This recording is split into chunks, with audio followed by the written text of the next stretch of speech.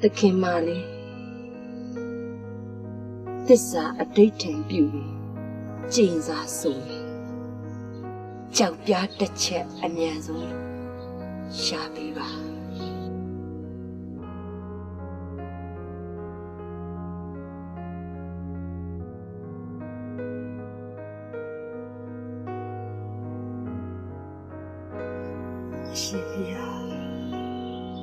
Pia the video ma piu the mia kamuri.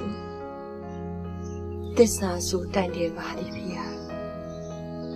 Pia the video ma. Mauno di out Toyoda. Chimya no gay body. Mauno net Pia the video ma take work way on looked at to read Mandamia. Then they are a sunset. Chite dune quick way at it doka. Kanza Basida. Itandia Machineni the Miakala Bello. Mauno Sonzi Pampa Vasipia. The Bido Mane Mauno Masonzi the Bido Mai Lepawadi. Million Gedu Pubian Basida. Mauno Lepoane Timada. Ejan Basi Shimpi. The Bido Ma Pure Gamurio. Pellu Piesi looked at Duri Mandamia. Bezo Yanso and the Cadena Jondribi. Remedia Mesopi how Mapumio Aredui Piava Shimpia. Eating Saule. The Bido Mane Mono Song. The Bido Makura. Babe Kemada. Pipi Vasida.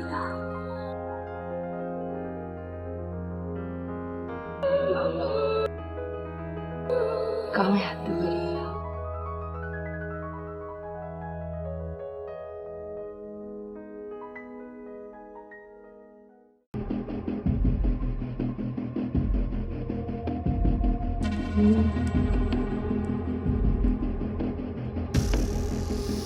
Jaga, mấy sao vậy wow, ô sao đại đi sao đại, giao dài, mấy cái gì mà? 好吧哇，要家今年没，那地形完全在现在线路。咋说了我？ မင်းတို့ကလည်းကွာယောက်ျားမဟုတ်လို့နေမှာပေါ့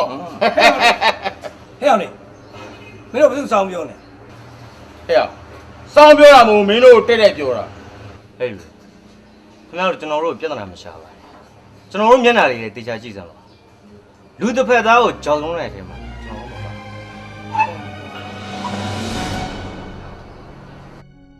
ဟုတ်ပါ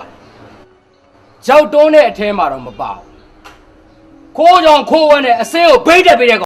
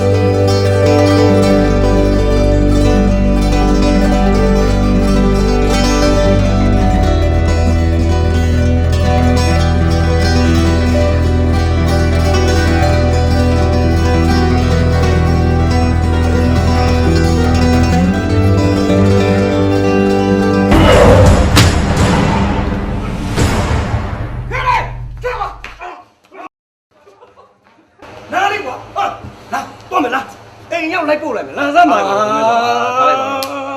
နော်လိုက်တာကွာထားလိုက်ပါတော့ဗျာရန်သားရှည်တော့မကောင်းပါဘူးဘူးဖြစ်သွားတဲ့ကိစ္စကလည်းကျွန်တော်တော်တော်စိတ်မထိန်နိုင်ဘူးဖြစ်သွားတာဗျာဘူးဒီဆိုင်မှာဖြစ်သွားတဲ့ပြတ်သွားတဲ့ပစ္စည်းအားလုံးကျွန်တော်ယူလို့တင်း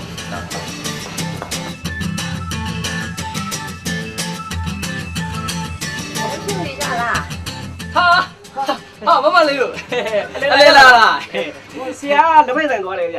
တော်တော်ကြာပါပြီကျွန်တော်သွားလိုက်ခေါ်ပြရမလားဟုတ်တယ်မမလေးတို့လာမယ်တော့သိရင်လေဆရာကလေစောစောသေးသေးပြန်လာပါဗျဟုတ်တယ်ဟိုလာမယ်ဆိုရင်လည်းဖုန်းနံပါတ်ကြီးကြိုဆက်အောင်ပေါ့ဗျာဆရာဖုန်းနံပါတ်ကိုလည်းသိနေပဲဥစ္စာအစီအစဉ်မရှိဘဲနဲ့ဒီဘက်ကိုလှည့်ဝင်လာတာ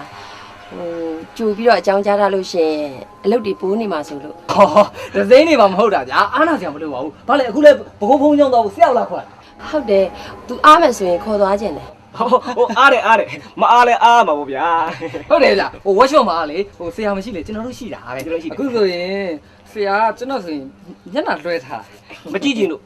တွေ့ရင်ပြောမိဆိုမှုမှာဆိုလို့ဟေးထုံးမဖြုတ်နေလေထုံးမဖြုတ်ဟာဟိုဆရာတို့ပြန်လာပြီဆရာတို့ပြန်လာပြီဟိုလိုက်ဟာ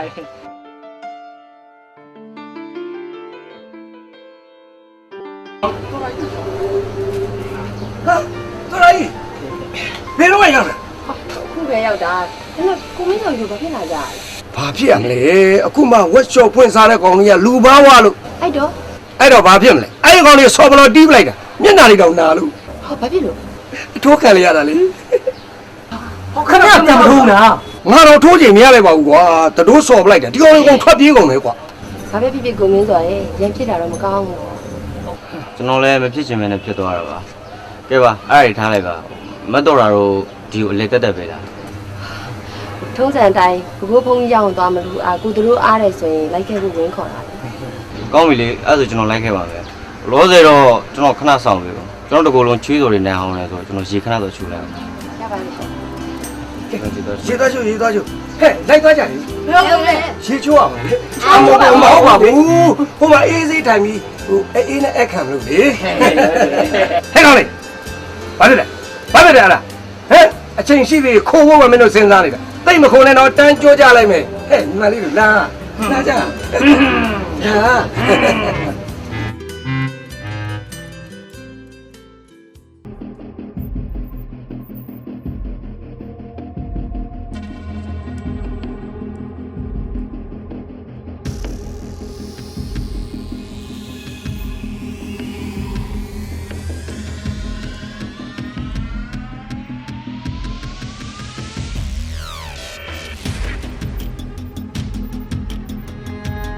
အားတို့ကျုပ်ဝတ်ချော်တယ်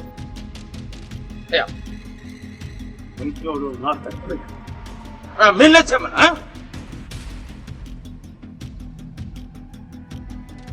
ကျုပ်ကြောင်းနဲ့ကျုပ်လို့ပဲကျုပ်သိတယ်ငါဆိုင်အပိုက်ခံလို့မဆောင်ဘူးဟာကျင်လားနော်အများလို့3ယောက်လို့မှတ်တာကျုပ်ရှိနေသေးကျုပ်ဆိုင်ကိုလက်ထောင်းနေအောင်ပြီးလို့ရ အဲ့ဒါဆိုရင်လေကွာမင်းဆိုင်ကိုမဖြတ်ခင်မင်းကိုရှင်းရအောင်ကွာ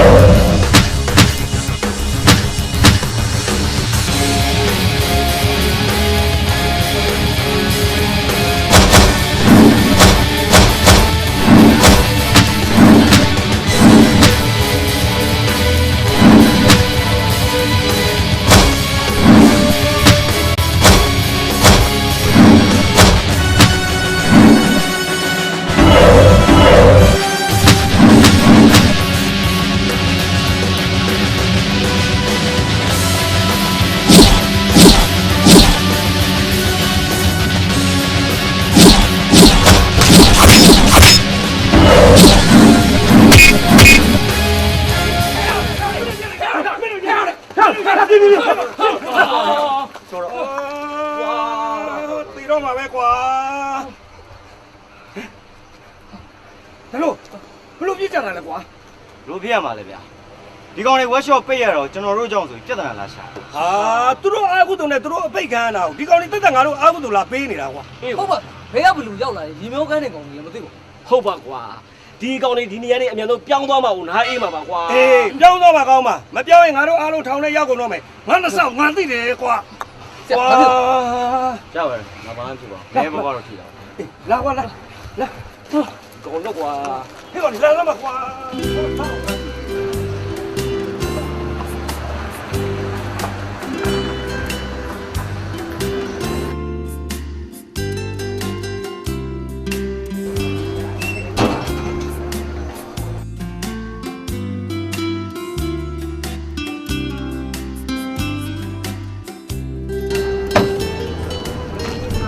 တော်လိုက်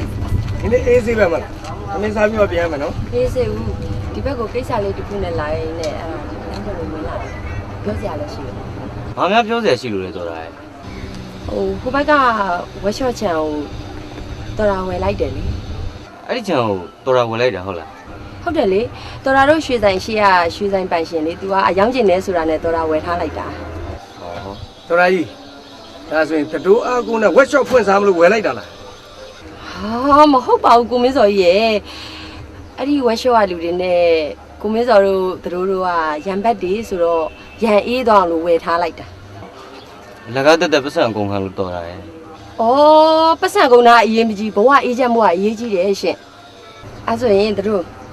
စာကြိုလေးတို့ယူထားလိုက်နော် ။ဒီစာချုပ်ကကျွန်တော်ဘာလုပ်ရမှာလဲ။ကျွန်တော်လည်းဘာမှမဆိုင်ဘူးလေ ။ဟောတို့နဲ့ကခြံချင်းကနီးတယ်ဆိုတော့အကြောင်းကိစ္စတစ်ခုခုရှိလို့ရှိရင်ဖြေရှင်းလို့ရအောင်လို့စာချုပ်ပေးထားခဲ့တာလေ ။တော်ကလိုရတာရှိရင်ကျွန်တော်ဒီတိုင်းတော့ကြည့်လို့လည်းရပါတယ်။ဟိုဒီစာချုပ်တော့မလိုပါဘူးကျွန်တော်မယူချင်ဘူးဗျာဒီစာချုပ်။အဓိကလိုတာအဲ့ဒီချမ်းတော့ပဲကျွန်တော်ပေးခဲ့ပါ ။ကောင်းပါပြီရှင်။အော်ဟိုပြောစရာရှိသေးတယ်။လာမယ့်လာပြည့်နေ့ကြလို့ရှိရင်ဓမ္မယုံစက်ကြပွဲရှိတယ်။အဲ့ဒါအဘကမဖြစ်မနေလာပြည့်အောင်လာပါလို့ဖိတ်လိုက်တယ် ။စိတ်ကြပါ။အဲ့ဒီကကြရင်တော့ကျွန်တော်ဆိုင်အောင်ပိတ်ပြီးမဖြစ်မနေကျွန်တော်တို့တစ်ဖွဲ့လုံးရောက်အောင်လာခဲ့ပါမယ် ဟုတ်တယ်ဗျာ ။ကောင်းပါပြီရှင်။အဲဆိုရင်တော့ပြန်ပြီးပြောအောင်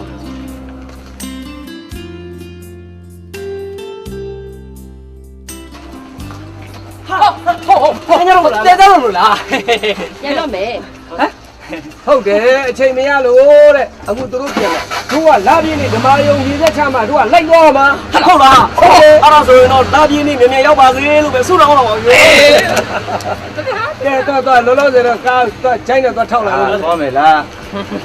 ။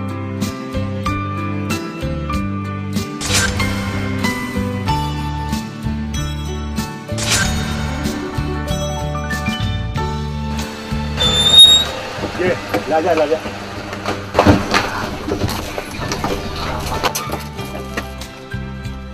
အဘမျောနေတာကွယ် အဘနေကောင်းတယ်တော့ဗျာ နေကောင်းပါလေကိုလုံးလေးဖျားပေါ်မှာလဲဘဝဆက်ဆက်ကတော်ဆက်ခဲ့တဲ့ရွှေတော်မျိုးတော်တွေရောက်နေကြတယ်ကဲဖျားပေါ်ပါလေ ဟုတ်ကဲ့ပါ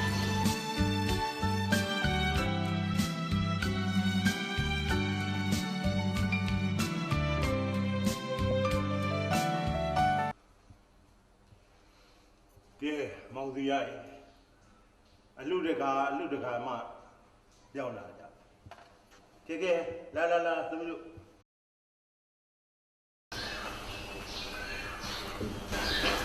ကဲထိုင်ကြ ကိုမင်းနေရာလုံးနဲ့ဘာနေရာတိနေတယ် ဟုတ်ကဲ့ဗျ ဟုတ်တယ်သမီးဒီဓမ္မယုံကြီးရဲ့အလူမှာသူတို့တွေလည်းပါကြတာပေါ့ ဟုတ်တယ်ဗျဟိုကျွန်တော်တို့ကအဘနဲ့ရင်းနှီးနေတာတော့ကြာပြီ ကဲခီးရောက်မဆိုင်သမီးတို့လှူထားတဲ့ဓမ္မယုံကြီးကိုတွားကြည့်လိုက် ဟုတ်ကဲ့ပါဗျ ဟာ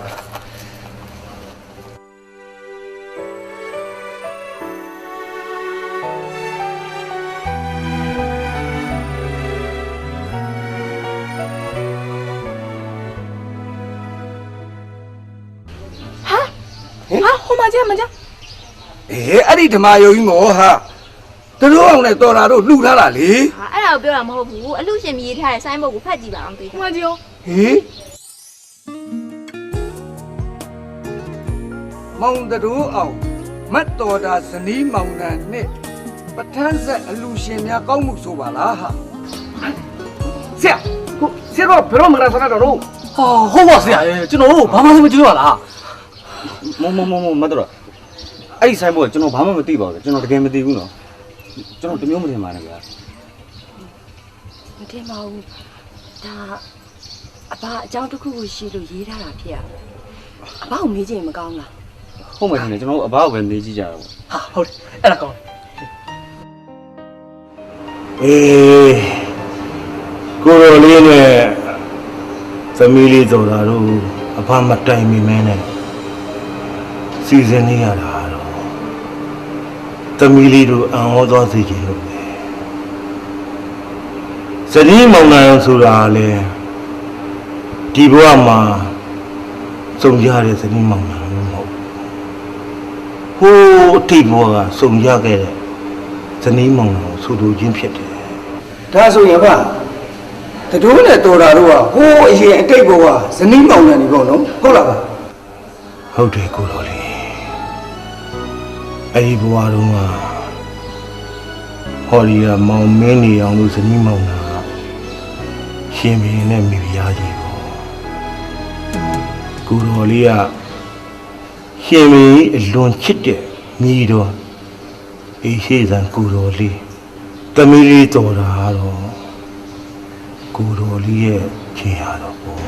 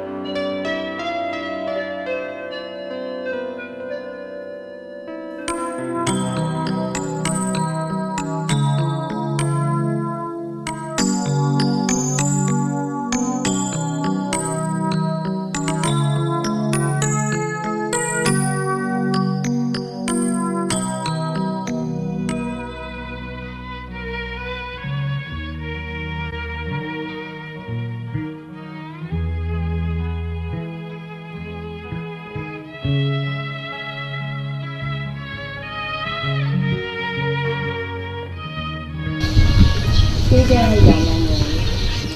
အေးချမ်းပါဝင်ပါဖရားရဲ့တရားရဲ့ဆိုတာငင်းချမ်းအေးချမ်းတယ် မောင်တော့ကိုနမတော်အန်ဟောတာတခုရှိတယ် ဘာများလုံးနေလဲ ငါးပါးတရားလေးတရားလေးယူသေးကြတယ် ဒါများဘာအံ့ဩစရာရှိလို့တော့မလို့လေ ရှိတာပေါ့အဲ့ဒီလိုလူမျိုးတယောက်ကဒရဝါတွေကိုတေးစီနိုင်တဲ့လက်နက်တွေတီးထွင်နေတာဆိုတော့အန်ဟောစရာပေါ့ ဒါဒီလိုရှိနေတယ်လို့ မောင်တော့ရှင်းနိုင်ရဆိုရင်အဲ့ဒီအလုပ်ကြီးဆက်မလုပ်ပါနဲ့လား ဒါဒီလိုရှိတိုင်းပြည်ငြိမ်းချမ်းမှုဆိုတာလက်လက် တိုင်းပြည်အေးချမ်းသာယာဖို့အတွက်လက်နက်ကမရှိမဖြစ်လို့ရ ဟုတ်တယ်နမတော်တိုင်းပြည်ကိုစူပူအောင်ဖျက်ဆီးမဲ့အဖျက်သမားတွေကိုရှင်းလင်းတုတ်တင်ဖို့အတွက်လက်နက်ကမရှိမဖြစ်လိုအပ်တယ်အဓိကအရေးကြီးဆုံးကတော့အဲ့ဒီလက်နက်ကိုကင်ဆောင်တဲ့သူကစိတ်နှလုံးတမတမတ်ကြပြီးငြိမ်းချမ်းမှုကိုလိုလားတဲ့သူတယောက်ဖြစ်ဖို့အရေးကြီးတယ်နော် နမတော်သဘောပေါက်ပါလိမ့်မောင်တော့ အမေကျုပ်တွေးမိတာတခုတော့ရှိတယ် ဘာများတော့ဝင် ကျုပ်တို့ရဲ့ကိုတော်လေးတာဘယင်မင်းမြတ်ဖြစ်လာတဲ့တနေ့ကျကျုပ်တို့တိုင်းပြည်လေဒီထက်မကပိုပြီးတော့တာယာဝါပြောလာလိမ့်မယ်လို့ကျုပ်ထင်တယ် ဟာဟာဒါတော့မင်းရဲ့ကျုပ်တို့ရဲ့မင်းသားလေးကခင်မြင်ခင်တွင်းနဲ့ကစ်ရှိပြေးနေတာဟုတ်ဒါကြောင့်မို့လို့လေဘယင်တီးပြာကြီးကိုတော်တိုင်ဟိုကညီတော်တွေနောင်တော်တွေတားတော်တွေရှိတဲ့ကြားတွေကကျုပ်ကြီးမင်းသားလေးကိုအိမ်ရှိစံရာတို့ခန့်လိုက်တာဗောမင်းရဲ့ ဒါပေမဲ့လေကျုပ်တို့နန်းတော်တွင်ကတချို့ဝန်မင်းတွေကကျုပ်တို့ရဲ့မင်းသားလေးကိုမျက်မှောင်ကျိုးနေကြတာဗျ ဒါတော့မင်းရဲ့အလုတ်လုတ်တဲ့လူကိုအလုတ်မလုတ်တဲ့လူကမျက်မှောင်ကျိုးတာတော့မဆမ်းပါဘူးမင်းရဲ့ဒါပေမဲ့လိုက်ပုတ်တိုင်းတာကမ်းပြိုရမယ်ဆိုရင်တကဘာလုံးရေပြင်းဖြစ်သွားမှာပေါ့မှုစရာမလိုဘူးမင်းမှုစရာမလိုဘူး ကျုပ်ကလည်းစိုးရင်လို့ပြောမိတာပါဗျာကျုပ်ကြားထားတဲ့အတွင်းစကားအရဆိုရင်ကျုပ်တို့ရဲ့မိဖုရားခေါင်းလေးကိုယ်တိုင်ဟိုကကျုပ်တို့ရဲ့မင်းသားလေးပုံမှာမနာလို့ဖြစ်နေတာလေဗျာ ဒါတော့မင်းရဲ့မိဘရဲ့ခေါင်းကြီးမှာတားတော်လေးရှိရသားနဲ့ငါတို့မင်းသားလေးကိုအိမ်ရှိစံရာတို့ခန့်လိုက်တော့အမျက်တော်ထွက်မယ်ဆိုလဲထွက်လောက်တာဗောမင်းရဲ့ဒါပေမဲ့အလုတ်ကတက်သေးပြပြီးကြာလာလို့ရှိရင်မင်းသားလေးရဲ့စေနာကိုသိသွားရင်မိဘရဲ့ခေါင်းကြီးအမျက်တော်ပြေသွားမှာပါမင်းရဲ့ အဲ့လိုမျိုးဖြစ်လာပါစေလို့ပဲဆုတောင်းရမှာပါဗျာ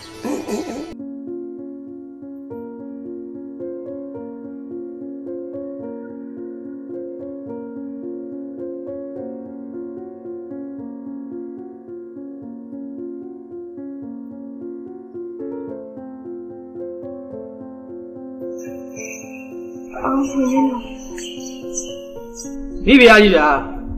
ယနေ့မျက်နှာတော်မရွှင်မပြနဲ့ဘာတွေများစိတ်အလိုမကျဖြစ်နေတာတော့ မိဖုရားကြီးဖေဟာ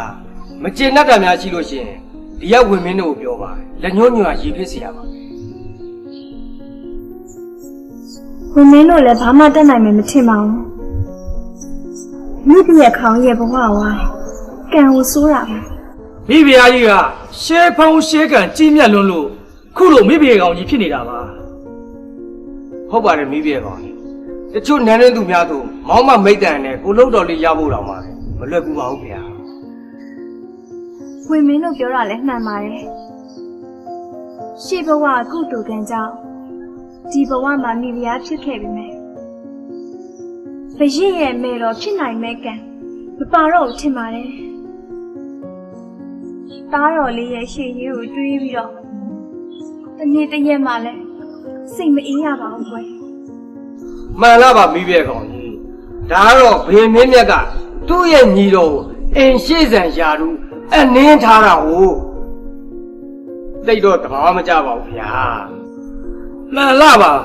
မိကယောက်ျားဆိုတာကန္နာတစ်ပင်ပါဗျာဘေမင်းကြီးအလိုတော်မကြတဲ့အခါအခြေရကင်လှုပ်ပြီးအမြင့်ပါမကြချောင်းထဲကိုမျောပလိုက်လို့ရပါတယ်ဗျာ ခြားတယ်အရှင်မင်းသားမှာအဖြစ်ရှိအောင်ပါ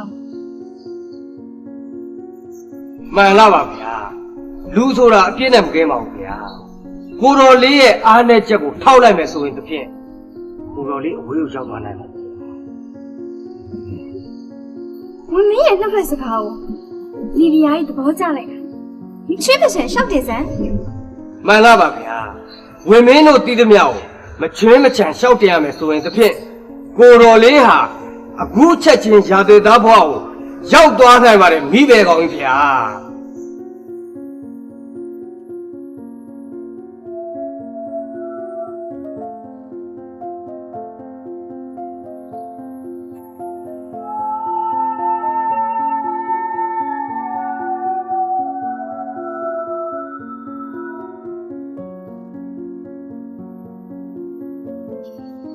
ဓမ္မတော်ကဝင်လို့လည်းစကားလည်း မှန်လားပါမောင်တော်ဗျာ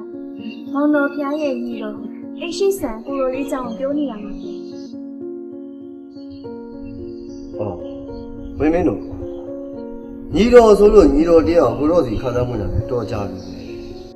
ဒီနေ့ညီလာခံမှာလည်းညီတော်ကိုမတွေ့ကြရမင်းတို့ညီတော်တရားကိုဒီထိုင်မှာကောင်းရတော့ မှန်လားပါဗျာအရှင်မင်းရဲ့ဖုံးတကိုးတော်ကြောင့်အိမ်ရှိတဲ့ကိုတော်လေးကြမ်းကန်တာလို့မာကြောင်းပါဗျာ ဒါအဖြစ်ဒီနေ့ညီလာခံကိုညီတော်တရားဘာလို့မတက်တာလဲ မှန်လားပါဗျာအိမ်ရှိဆန်ကိုတော်လေးဟာ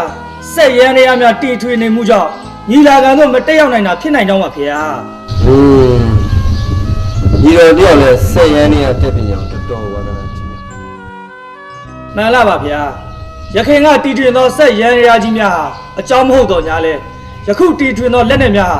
အန္တရာယ်ကြီးမားနိုင်ကြောင်းပါဗျာ ဘလို့ဝင်ငါကိုတော့နားရှင်းအောင်မင်းတို့ရှောက်နေတယ် မှန်လားပါဗျာယခုတီထွင်သောလက်နက်များ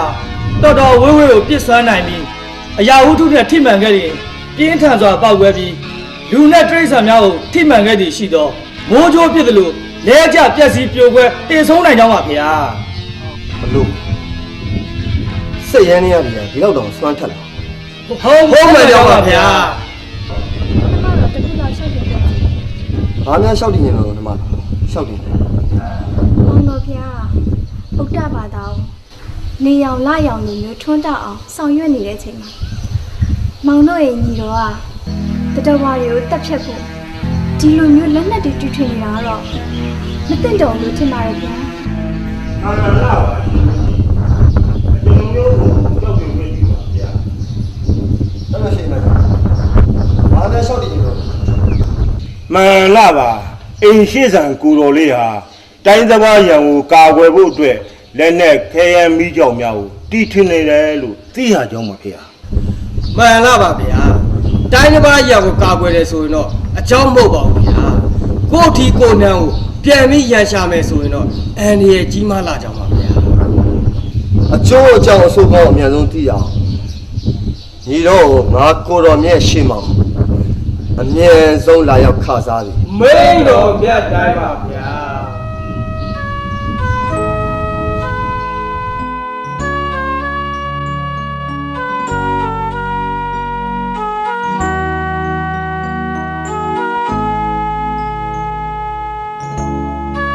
တတ်တော်ရှင်မကြီးပြောပုံရဆိုရင်နောင်တော်မင်းတရားကြီးဟာကိုတို့အထင်တော်လွဲမနေပုံရတယ်မဖြစ်ဘူးဒီကိစ္စကိုတော်အခုချက်ချင်းတွားဖြေရှင်းမှဖြစ်မယ်တင်တယ် ဘောင်တော်ဖျားရဲ့တန်တရားဝင်နေတဲ့သူတယောက်ရဲ့မျက်ဝန်းထဲမှာကိုကဘလောက်ပဲကောင်းအောင်လုပ်တန်တရားဆိုတာရှိနေမှာပဲအဲဒီတော့ခိတ္တခဏရှောင်ရှားနေတာအကောင်းဆုံးမှမောင်းနေတယ် ဟုတ်ပါတယ်ကိုတော်လေးဖေဟိုဝင်မင်းနှစ်ပါးမိဘရဲ့ခေါင်ကြီးရဲ့လူယုံတော်လေးဆိုတော့ကိုတော်လေးကိုပုံကြီးချဲပြီးအပြစ်ဖို့ဝင်မလေးပါဘူးဖေ ကိုလိုလေးဗျာ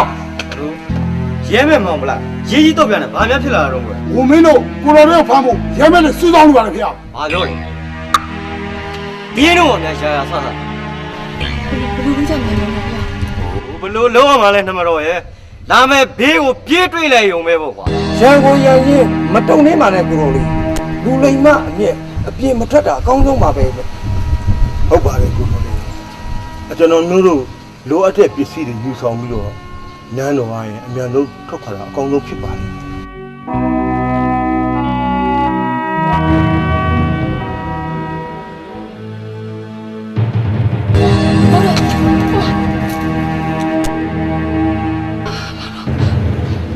ဝင်မင်းတို့နှမရောကိုဂယူးဆိုင်ပြီးတော့ရုံးမတောင်စီပြီးကိုလိုလိုက်တာလေ မောင်တော်လည်းမတော်စိတ်မချဘူးဗျာ စိတ်ချမောင်တို့တပားဘူးနှမရောဂယူးဆိုင်ပြီးတော့မကြီးနှမရောကကို ကောင်းပါပြီကောင်း ဒီမှာလေးပြော လူရီယာနဲ့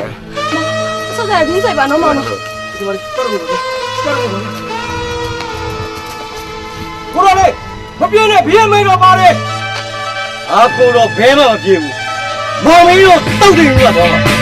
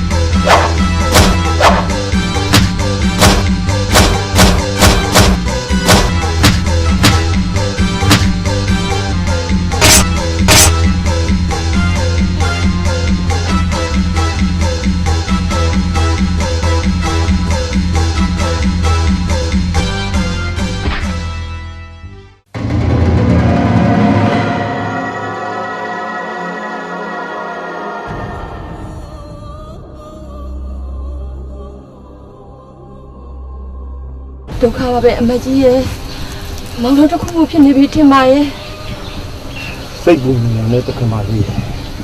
ကိုတော်လေးရဲ့အရေးချင်းပြည့်စုံတဲ့လူသိဟုတ်ပါ အမကြီးရဲ့ဒီလောက်ပဲအရေးချင်းပြေဆုံးပါစေအများနဲ့တယောက်ရှိတော့စိုးရင်ရတာပေါ့အမကြီးရဲ့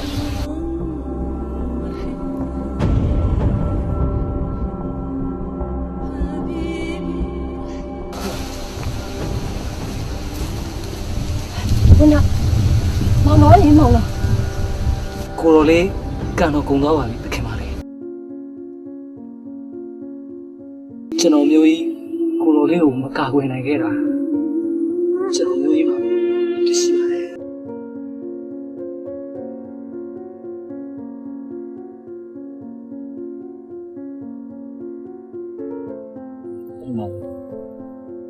ကျွန်တော်မျိုးတို့ဒီနေရာရဲ့အများဆုံးဆုံးဖြတ်မှဖြစ်နေတယ်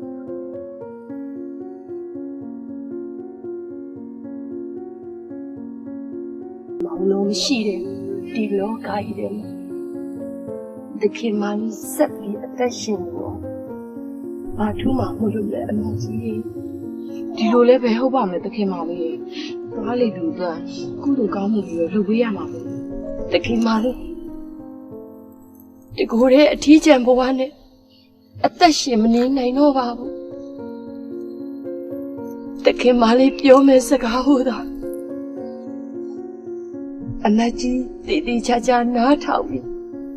လိုက်နာဆောင်ရွက်ပေးပါမရှိပါစခင်ပါလေတခင်မလေးတို့အားလုံးမှာပါလာတဲ့ယရနာပစ္စည်းတွေကိုစုစည်းပြီးဟောဒီနေရာလေးမှာမောင်တို့အတွက်လွမ်းစီတီတစုတည်ပြီးစီရီရဲ့အမည်နာမကိုလေလက်ဖွားသခင်ကျင်းစာရှင်းလို့အမည်မှတ်တွေ့ပေးပါ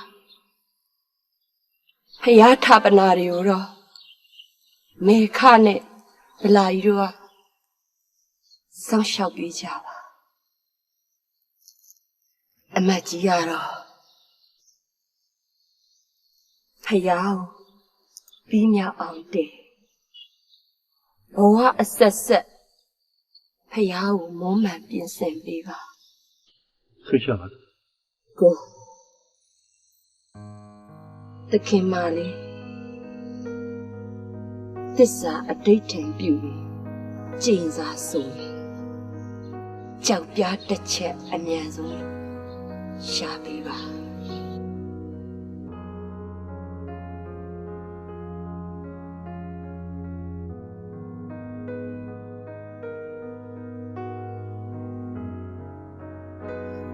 ရှင်ဖျား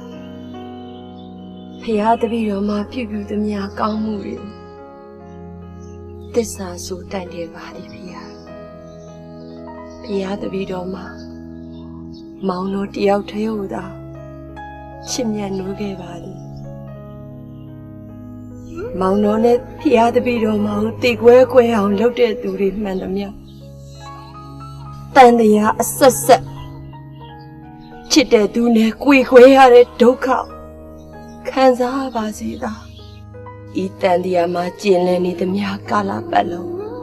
မောင်တော်နဲ့စုံစည်းပေါင်းဖက်ပါစေဖေဟာတပည့်တော်မနဲ့မောင်တော်မစုံစည်းသ၍တပည့်တော်မ၏လက်ဖွားသည်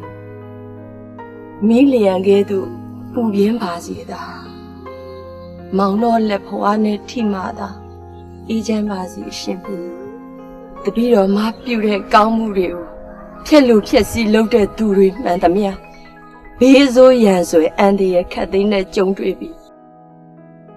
အရင်မတိယမြတ်စွာဘုရားကိုမဖူးမြော်ရတဲ့သူတွေဖြစ်ရပါစေရှင်ပြီဤကျင်းစာကိုလေတပည့်တော်မနဲ့မောင်တော်စုံစည်းပြီးတပည့်တော်မကိုယ်တိုင်ပေဖြတ်မှသာပြည့်ပြည့်ပါစေသာ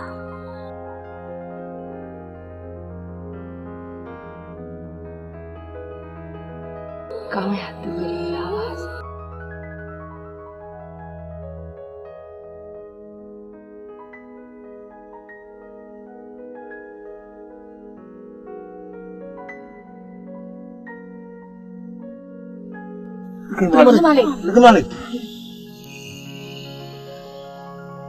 လက်ဖွားသခင်ကျင်းစာရှင်ဆိုတဲ့ဒီဒီတော်မြတ်ကြီးရဲ့သမန်ရဒါပါပဲခွေ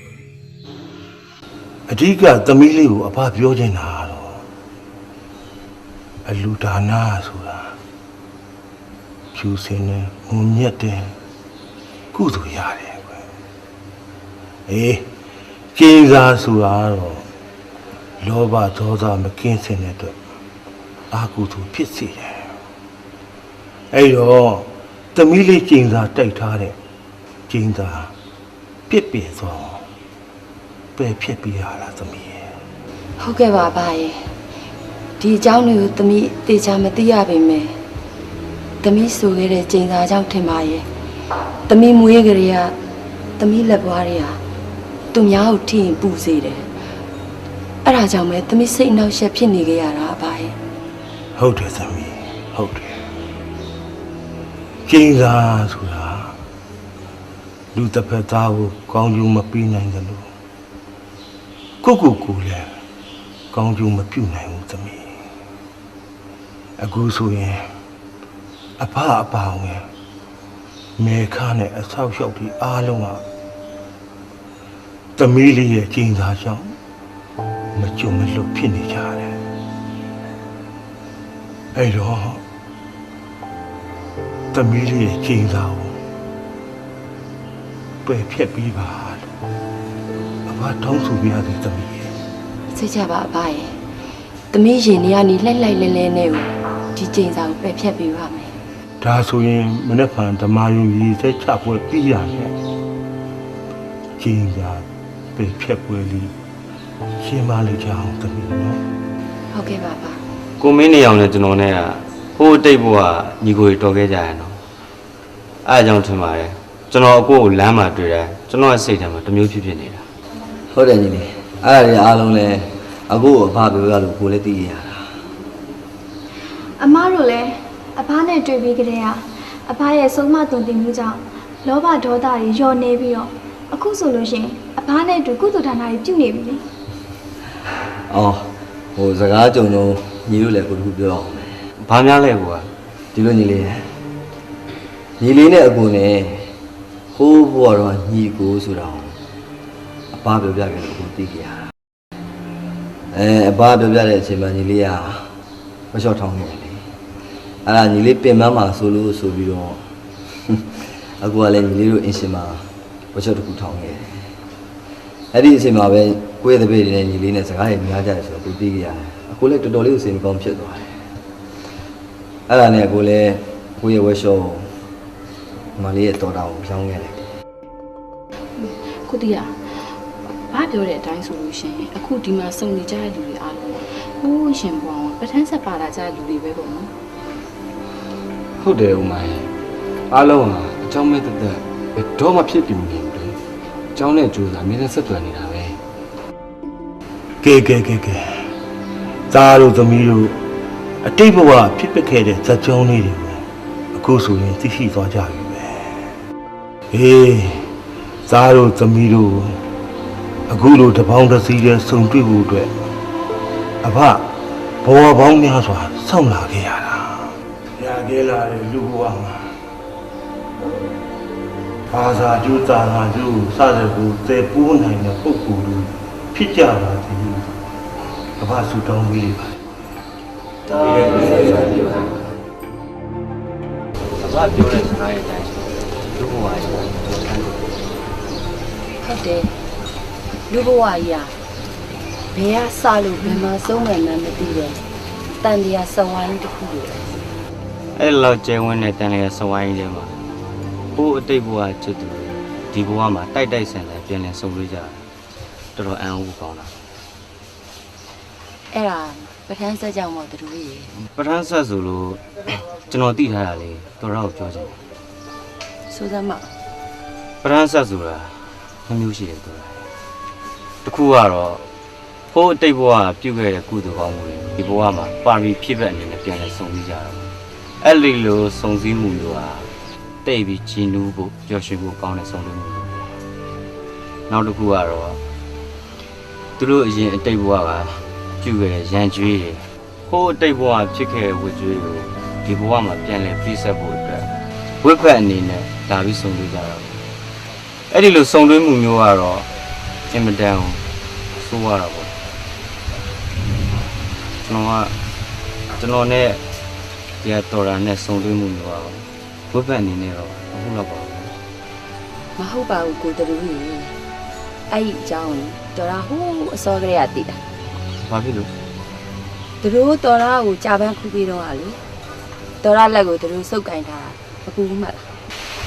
ဟုတ်တယ်တော့မပူအဲ့ဒါဘာဖြစ်လို့လဲ ဘာဖြစ်ရမှာလဲ အဲ့ဒါတို့ကအိမ်ရှိစံကိုတော်လေးဖြစ်နေလို့ပေါ့ အာတိပြီအဲ့ဒါဆိုပို့ပြီးကျင်းနေအောင်လို့ကျွန်တော်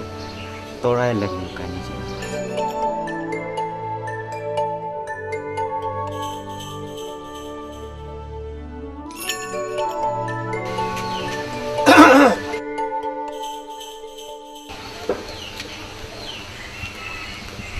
မလေးအဘလေးခေါ်ခိုင်းလို့ တို့သွားပြီ အာမလေးတောက်တဲ့ဟိုပဲအဘခေါ်ခိုင်းရတာ ဟုတ်လားအဲ့ဆိုလို့ရှိရင်တို့တော်လာလိုက်သွားလိုက်မယ်နော် ကောင်းပြီလေသူတို့ဒီနာပဲဆောင် တိ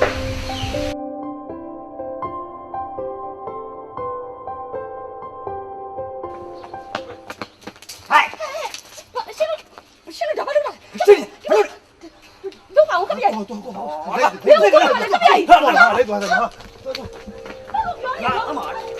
လေအဲ့ဒါဘာလုပ်လဲအဲ့ဒါဘာလုပ်တာလဲ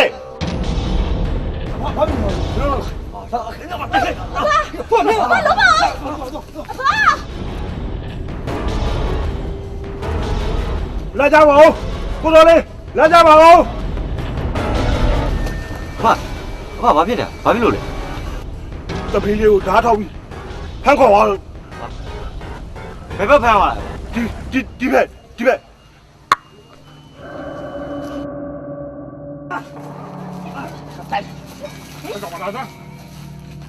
ရှင်တို့ဘာလို့ကြောက်လို့လဲ ဘာတော့မှာမင်းဟာလက်ဖွားသခင်ကြိတ်တိုင်းဆိုတာငါသိတယ်ဟာအဲ့ဒါကြောင့်မို့လေငါဒီဘက်သားကြီးကိုအဲ့ဖုံးเจ้าကကြုံခံခိုင်းတာနားလဲလား အဲ့ဒီကျိန်စာတွေပြေဖို့အတွက်ကျမဂတိပေးပြီးပြီ မထုတ်ချင်ဘူးနော်မင်းတဲ့ကြိတ်သားပြက်ပြက်ဆိုလည်းပဲငါတိုက်တူရလို့ကြားတော့ဟမ် အဲ့ဒီရတနာတွေကဖျားတာယူထားတာရှင်တို့မတော်လောဘစိတ်တွေမမွေးနဲ့နော် ငါမသိဘူးဖယားငါမသိဘူးငါသိတာငါမရစိတ်ချမ်းသာဘူးဒါပဲတည်းလာရ တော် ဟဲ့ခင်ဗျားတို့တော့လွတ်လိုက်ဘောဗျာဟဲ့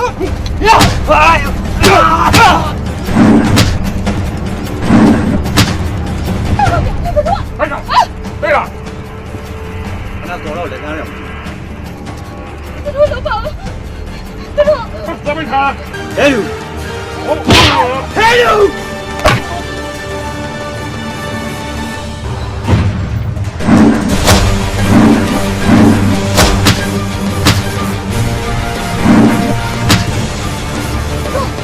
快走吧，快点！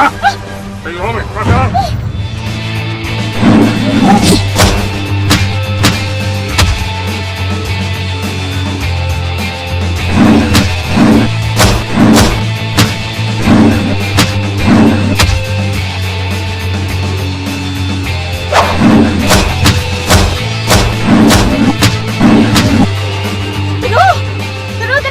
不行了，对他。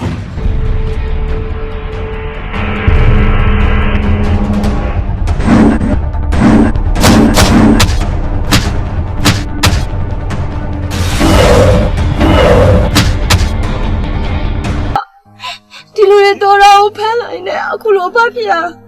တော်တော်ရောက်ပြတာဘာရဲ့တော်တော်စိတ်မကောင်းလိုက်တာ ဘူးစပြီဟုတ်တို့အဖြစ်အမအတိတ်ကဝကျွေးတွေပါလာလို့အခုလိုဖြစ်ရတာပါအဲ့ဒီကြီးတာအမကိုတမီးကတိပြထားတယ်တမီးလေးရဲ့ချိန်စားလို့ဘယ်ဖြစ်ပြီးပါမယ်ဘာပါသေးတယ်တောင်းဆိုပြရလို့တမီးရဲ့ စိတ်ချပါအပါရဲ့စိတ်ချပါသမီးကလေးတာကျင်းစာဆိုးတွေကိုသမီးပဲဖျက်ပေးပါမယ်ပါနော်နော်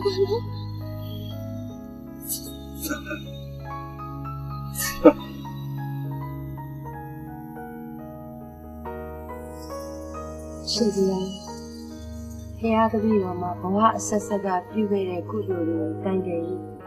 သစ္စာဆိုပါသည်ဖះဘဝတစ်ခွေမှာအမျက်ဒေါသကြောင့်ကျိန်ဆူခဲ့သောဤကျိန်စာသည်ဒီနေ့ဤချိန်မှစရင်ပြည့်ပြည့်ပါစေပါပြည့်ပြည့်ပါစေပါပြည့်ပြည့်ပါစေပါ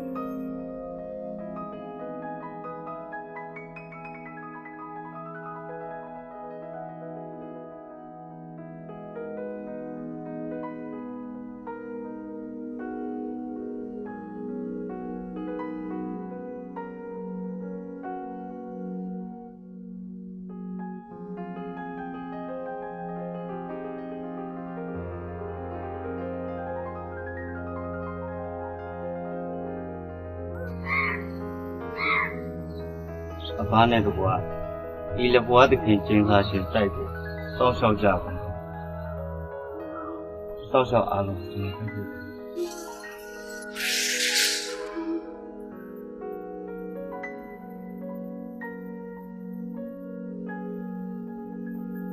်တော်တို့အားလုံးဘဝအသက်ပြုခဲ့ဘူးလေကောင်းမှုကုသိုလ်တယ်ဘာလို့လဲညာရင်အားလုံးကြာကြာတည်းမြင်လူရောမူရပါဘုံတော်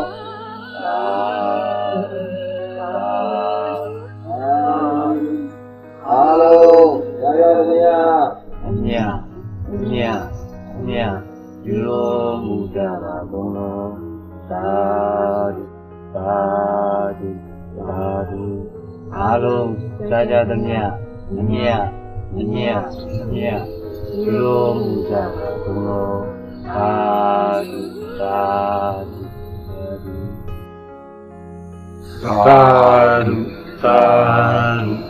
ု